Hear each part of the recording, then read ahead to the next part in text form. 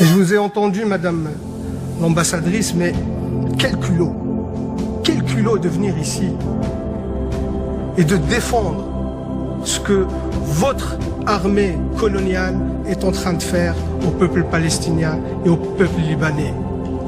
Quel culot de venir justifier vos crimes de guerre et vos crimes contre l'humanité. Où est passée votre humanité, madame l'ambassadrice, pour venir ici justifier ces atrocités? Parce que vous avez montré des vidéos, vous avez vu ça? C'était au camp de réfugiés de Jabalia. Ce jeune homme qui est ici, ce n'est pas un terroriste.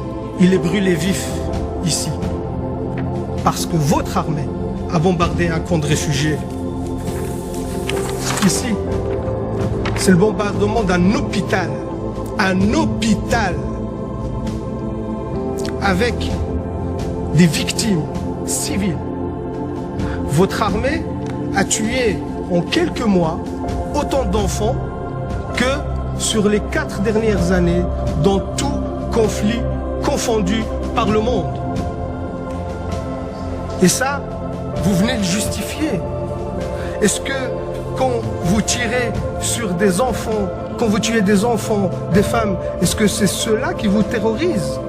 Aujourd'hui, c'est ceux-là que vous appelez des terroristes et que vous luttez contre. Quand vous bombardez le peuple libanais par du phosphore qui est interdit par le droit international, c'est pour lutter contre le terrorisme.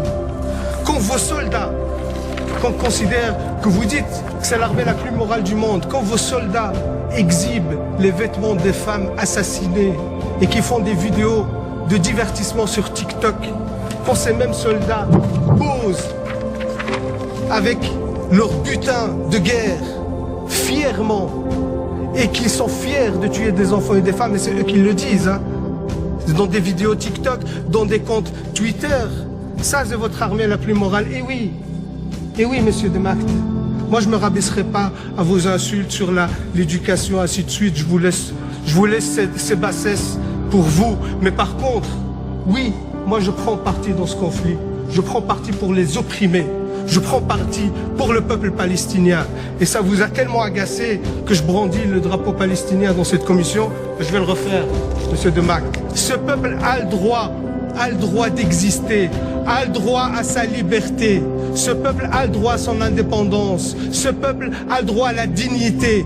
Et vous les combattez. Vous faites un nettoyage ethnique. Vous faites un génocide contre le peuple palestinien sous prétexte de lutte contre le terrorisme, alors que c'est vous, l'armée la plus terroriste dans la région. C'est vous les vrais terroristes. C'est vous qui colonisez la Palestine depuis 76 ans. 76 ans. Il n'y avait pas de 7 octobre depuis 76 ans. Toutes les résolutions de l'ONU que vous avez violées, vous ne respectez aucun droit international. Vous êtes un État voyou, même au sein de l'Assemblée nationale de l'ONU. Les autres États, ils quittent la salle quand votre Premier ministre, le chef d'un gouvernement d'extrême droite, prend la parole. Les autres États quittent la salle parce que vous êtes devenu un État paria. Et vous osez encore venir ici nous balancer vos salades pour dire que ce que vous faites est justifié. Comment vous pouvez justifier l'injustifiable? Comment vous pouvez justifier le génocide? Comment vous pouvez justifier les crimes de guerre? C'est inacceptable et inadmissible, madame l'ambassadrice, de venir ici nous raconter ces salades. C'est inacceptable. Et par respect au peuple palestinien, je leur réitère ici tout mon soutien. Tout mon soutien, et je leur demande de pardonner notre pays qui n'est pas à la hauteur de la situation.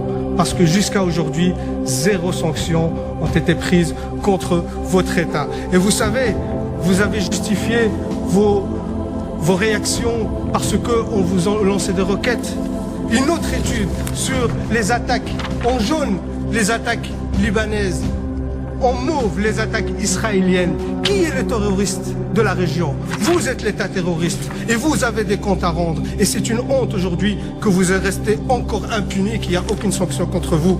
Je termine par là, madame la présidente, même s'il y a beaucoup de choses à dire, mais on est limité par le temps. Mais je pense que l'essentiel a été dit. Et surtout, ce qui est encore honteux, qu'il y a encore des porte-voix, des porte-paroles dans ce Parlement qui soutiennent cette politique génocidaire, et ça, c'est inadmissible.